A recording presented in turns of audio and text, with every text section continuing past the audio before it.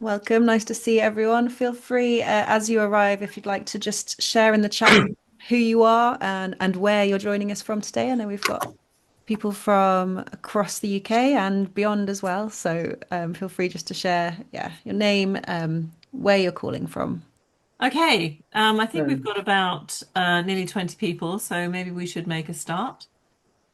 It's my great pleasure to introduce the June learning lunch from our shared world, and co-hosted with Holly. We're two of four of the our shared world co-chairs. And we are bringing to you today, through the work of Sarah, Archway School in Stroud, which is a secondary school in Stroud. And the headmaster, Kieron Smith, and James Hayes, who is a physics teacher. And they have been running the seed program, Young Changemakers, and this is the second year that they're running it. And we felt it was time to actually think about not just maybe the academia side of all this, as we've had quite a lot of thinkers and academics presenting, and maybe some campaigns, but actually, what does it look like on the ground? What's the real practice looking like? So we know that Young Grammar is part of the Our Shared of Young Changemakers as well. So I'm welcome, Nima from Nepal. I think this might be your first one. Thank you So very much. have I missed anything? No, I think we've got, everyone is Good. still writing in the chat, which is great. We are recording this, so if you don't want to be seen on the recording, maybe switch your camera off, but maybe send a message to George or put in the chat if you don't want to be on the recording. We put the recording onto the Our Shared World website, and we also do a report from the meeting from both the video and from the chat. We'll have a 15-minute presentation from James and Kieron, and they've then got a question that they're going to pose to us, which we will then go into breakout groups to discuss. And then we'll, for about 10 minutes or so, and then we'll come back together and we'll share what the discussion has led to. Welcome, Justin. And I don't think there's anything more to say. Have I missed anything, Holly? I think we're all good. I We think are? Right. let's So get over to going. James if you want to get your PowerPoint going. Sure. Hopefully this will be up and running. Is that There it is. perfect? Hi, everybody. Very good to meet everyone. Thank you for the opportunity to come and talk to you today, Shared World. I'm going to talk a little bit about implementing sustainability in the secondary school, but have to be very clear that obviously this is just our school. There's probably lots of different ways it can be done. So got a few slides to go through. These are just going to be really kind of talking points and kind of punctuation marks, I guess, to what we're doing. So one of the key things that we're doing on a very broad scale in terms of sustainability is the idea of leading by example. So these are just some signposts. There's a number of others of some of the implementations we are doing at school. And the key Sorry bit, to interrupt, James. Sorry, the slides aren't moving forward, so we're just seeing the first slide. Um,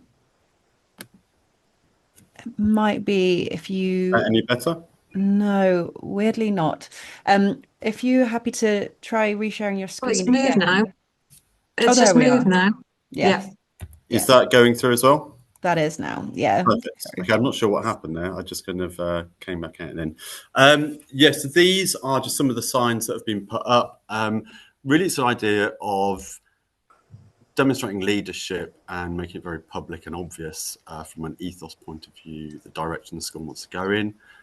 We have a lot of members of the public coming into the school, so we can literally signpost them, what our intentions are as a school. I think it's important that education in school isn't just something that happens formally in a classroom.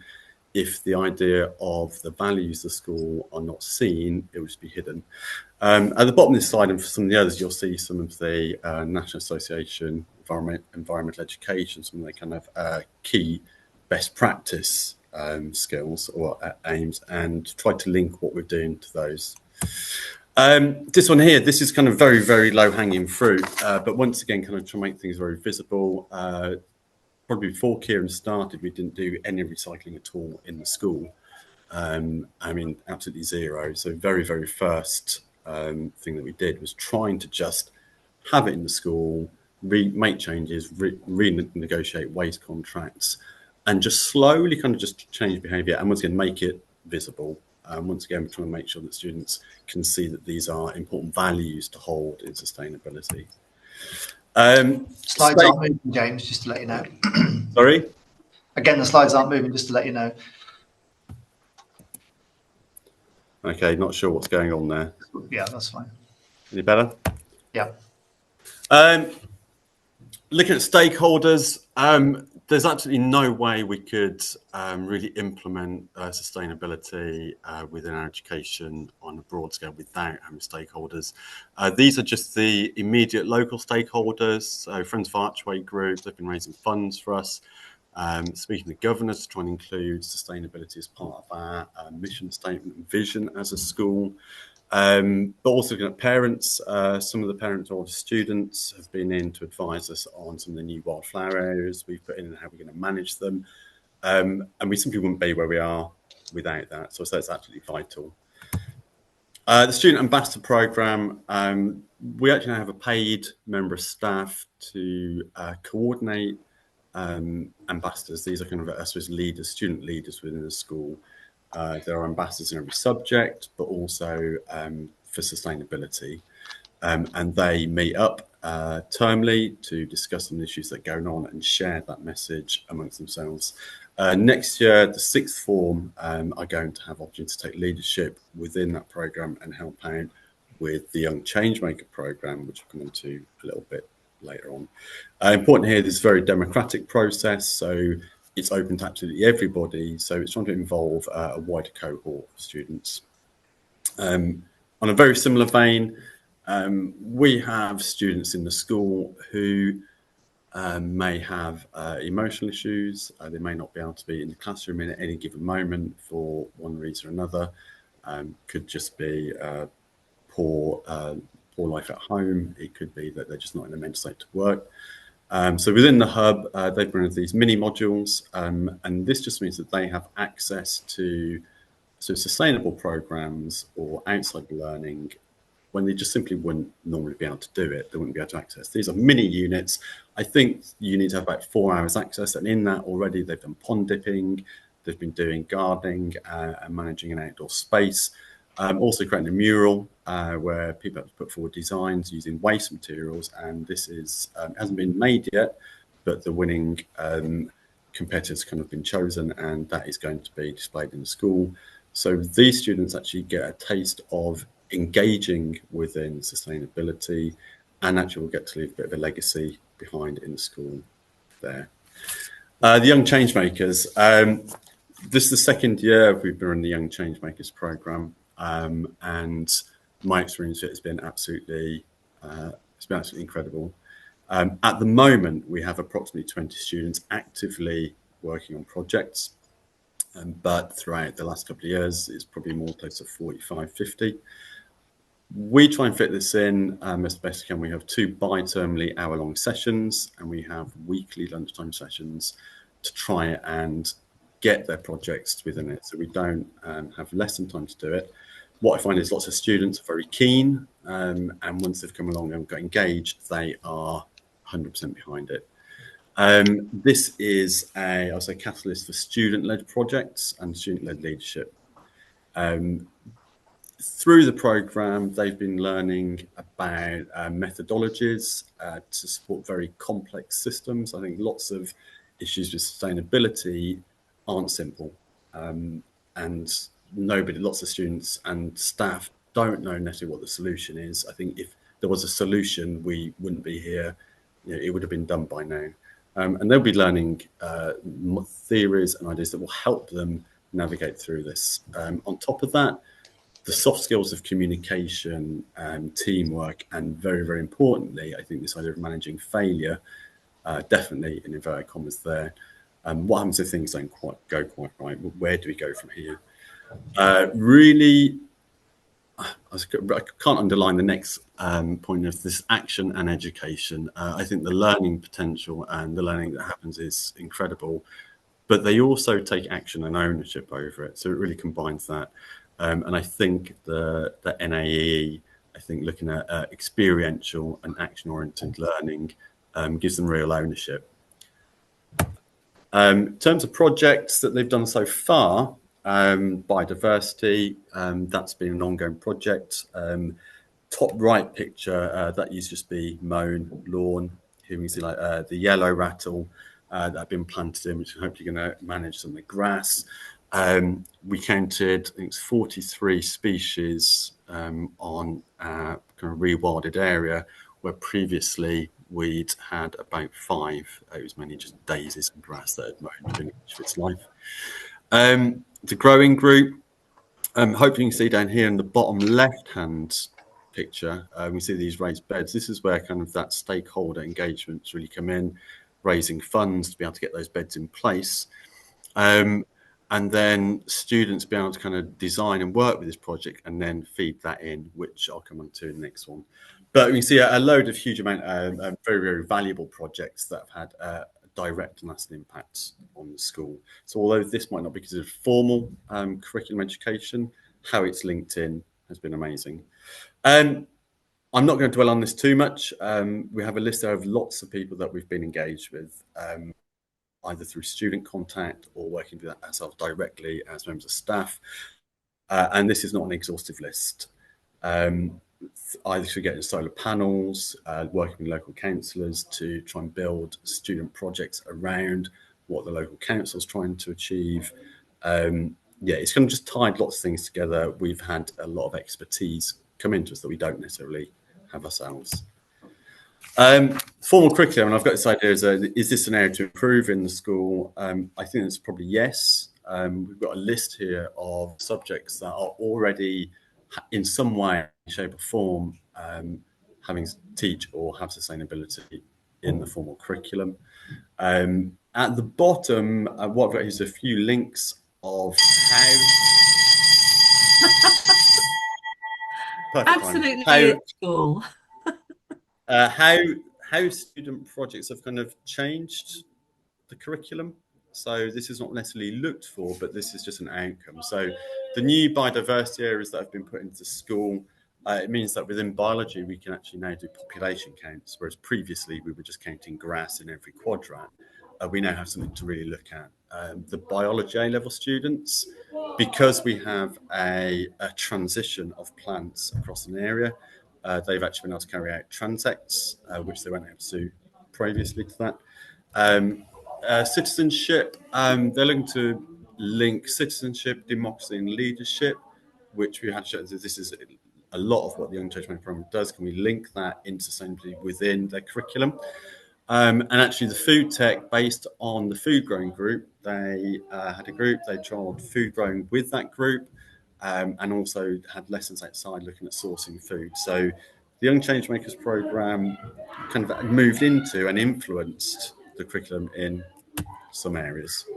So this is kind of what we've done. It is not perfect. There are still many issues that we have. These are perpetual, looking at the amount of time we have. We are still constrained by exams that we have to get in. You know, teachers are incredibly busy, so and you know, their attention is caught by lots of other areas that are in competition, I should say, with sustainability, or that's how it's seen in lots of areas. So it's not perfect in the school, but we're kind of making progress, and hopefully what we've seen there is a broad overview of what we've been doing here, how it's set up, and certainly how Young Changemakers has had the impact that it's had. Is there anything else you think I've missed there, Kieron?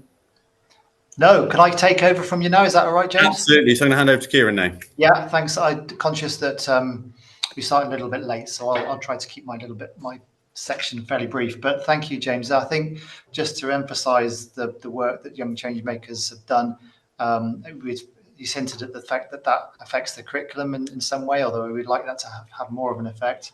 But it's those life skills as well that they're learning. And if we're not doing that for children, prepare them for the real world, then I don't know why we're here. So it's such an important additional facet to what we're putting on here, and that leads into the question that we're going to pose in a minute. But I was asked to make some reflections as I'm leaving as head teacher now, been in headship for 10 years, both in Africa and in Stroud. I did say from the sublime to the ridiculous, but I was not going to comment on which one was which. But I think what I've learned is the power of the individual actually can make a difference. One passionate individual can make a huge have an impact, so long as they keep persevering, because you need to be resilient if you're going to make some changes in hearts and minds. And that passion, I think, gives you credibility. That's another thing I've learned, really, so that if you are passionate, you can see it in someone's eyes that they are passionate about a subject, be it a teacher in the classroom or a young person who's passionate about improving the environment. Then that does give you credibility. I think that's something I've learned, and people do listen.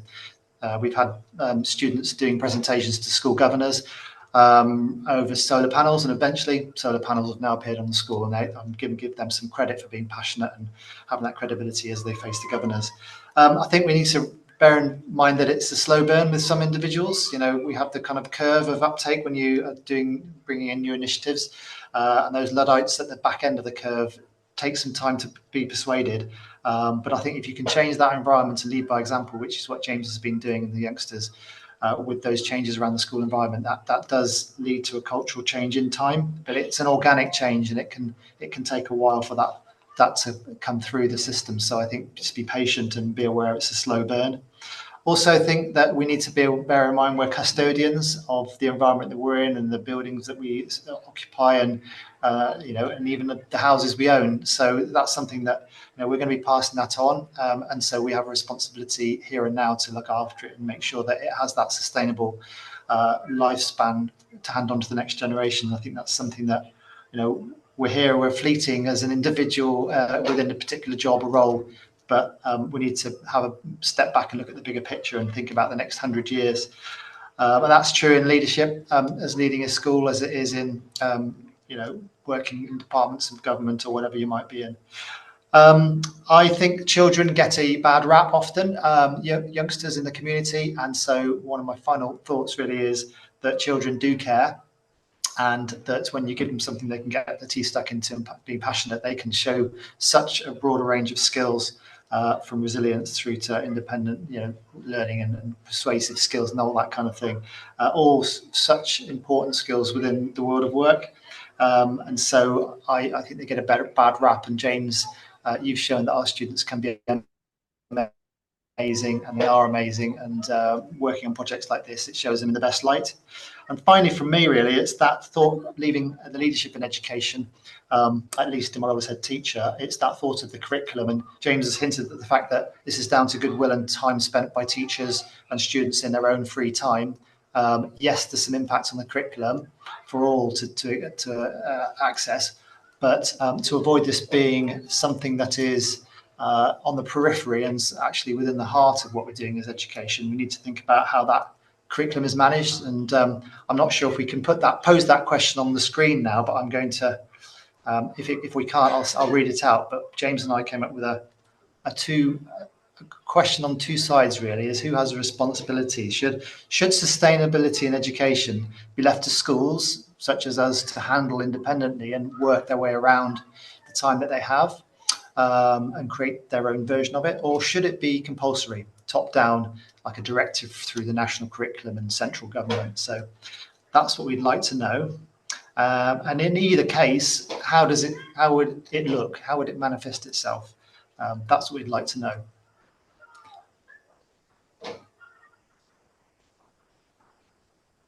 Sorry. Thank you so much, guys. I remember when I first met you, Kieron, and told you about Young Changemakers, and you said, right, I know what we're going to do, Anne. We're going to cancel GCSEs and A levels and everything else, and we're just going to do Young Changemakers. So it seemed to fit with your ethos then when we first met 2 years ago. But one of the things that I think is really important to show is that you're a school that's showing that there's a legacy, and that legacy stays with those kids. They have developed that sense of agency and ability to make change, and then they wanted to carry on the next year. It wasn't a whole new cohort of students, but some actually wanted to come back and continue, didn't they, James? and Kieron, which is lovely. So we have the question. It would be great, George, if we could just type that question into the chat. We're going to put you into 4 breakout rooms where you're going to try and have a chat about this question. Should it be left to the schools to handle independently, or should it be compulsory top down through the national curriculum? Obviously, we're talking here about the UK, but we do have people from different countries, so it'll be quite interesting to get that as well. Okay, so I suppose I could do the breakout rooms. Oh, he's done it. Okay, so just click join or agree, and off you go. Welcome back, everyone. I know that it's always such a short time in breakout rooms, and as always with our learning lunches, we are overrunning because we're just so full of amazing things. Usually we'd finish now at 1:45, but for those of you that would like to stay for a little bit of a Q&A, feel free to stay for as long as you can. We'll keep it open for another 5 to 10 minutes or so, maybe even a little bit longer, depending on how much time we have. We want to respect your time. Make sure you get some sort of lunch break if you haven't had one already. But we will spend the time now to have a bit of a Q&A for those that would like to stay. So if you'd like to either share in the chat some of the ideas that came out of your breakout room, or if you want to just stick your hand up either digitally or literally, we'd love to hear from a few of you about what came up in your conversations. Well, we had a conversation where, we talked about the skills that are required, and Karen talked about project skills, and then we had kind of a perspective and talked about it needing to be a top-down approach, and then Nima talked about his school and just kind of getting on and doing things from the bottom up, and then Clive talked about values. And all of it spoke to me about, Holly, about the work that we've been doing on the Climate Courage campaign, which is launching tomorrow, which is exactly on this. How do we create the environment for schools to be able to do this? And having spent time thinking about it over these last few months, it's everything everywhere all at once. It's top down because head teachers need the system and the framework that enables and incentivizes them to do this. It's bottom up because it needs to come from the whole school community and the young people. And that settles on the leadership who've got to step up and say, this is the most important thing for our children and young people. And that starts with enabling the conversation, because at the moment we're scared of the conversation because it's difficult. I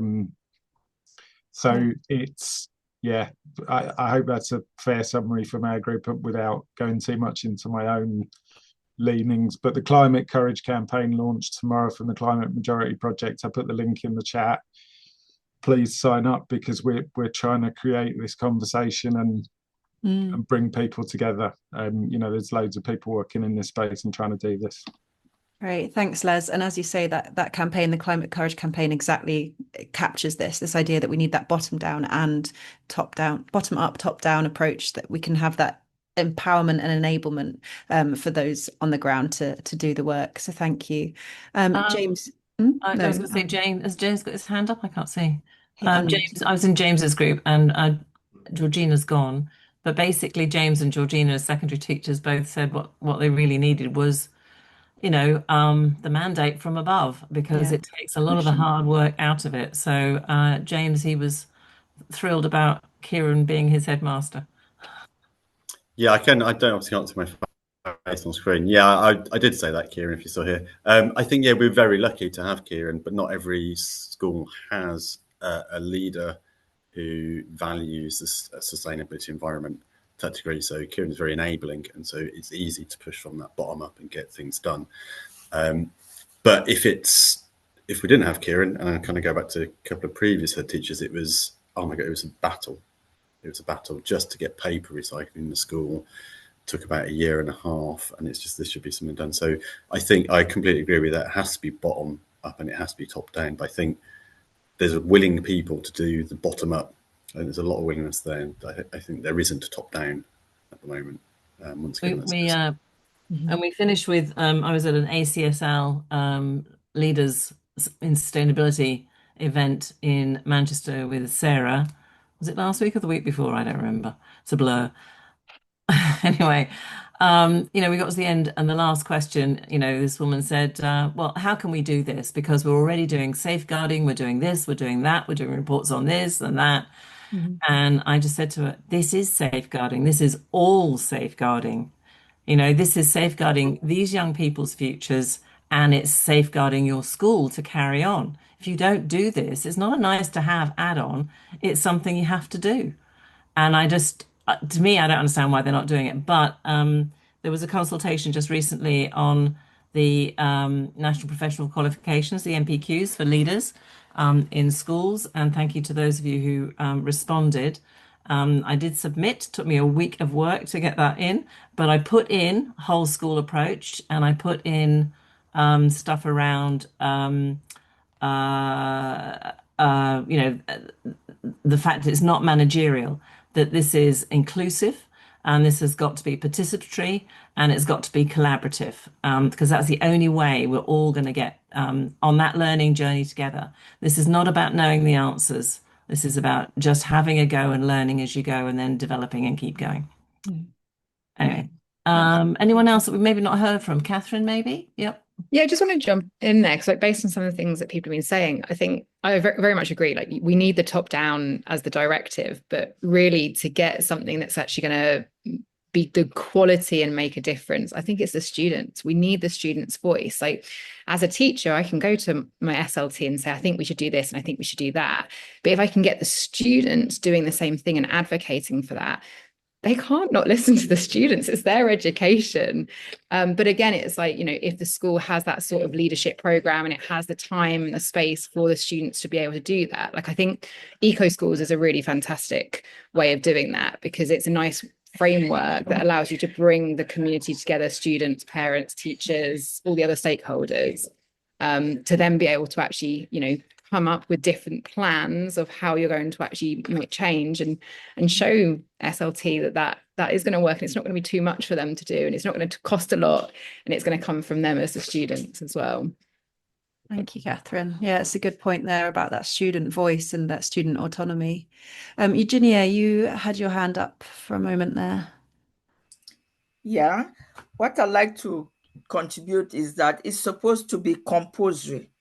It's not a matter of leaving it to schools to do it, because usually schools will always complain of timetable and all of that, because schools tend to focus more on what will make them look great at the level of exams. They tend to be too much exam focused. So they'll prefer to take more time to drill students to write professional exams, standard exams.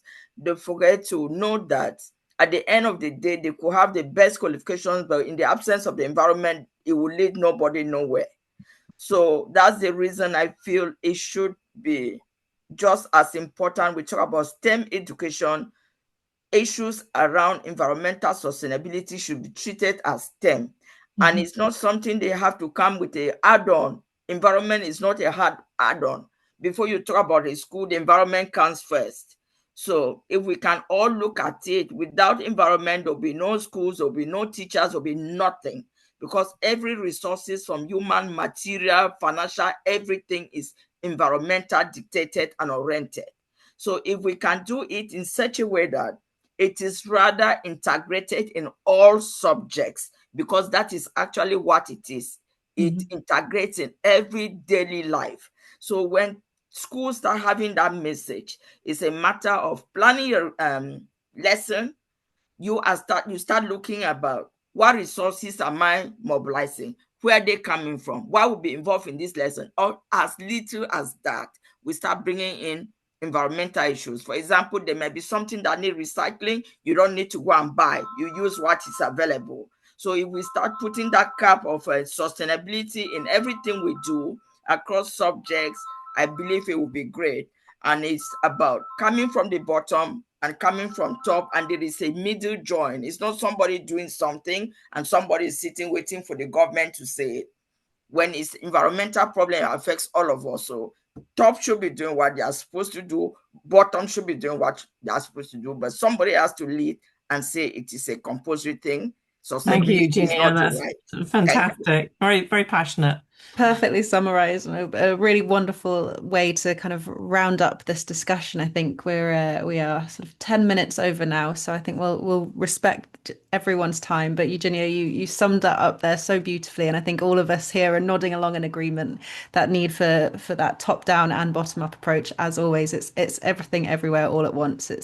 This is everything, and it's vital to everything. So thank you so much. Thank you so much to Kieron for joining us, to James who's had to go, and to all of you for joining us here today. Before we leave, Anne's just going to share our next learning lunch. Yes, our next learning lunch will be with Professor Stephen Sterling, who is, the guru. I don't know if you use the word guru, but he's been one of the foremost thinkers and philosophers on education for sustainability. He calls it sustainable education. And I don't know how he's going to condense 40 years of thinking and writing into 15 minutes, but he's going to give it a go.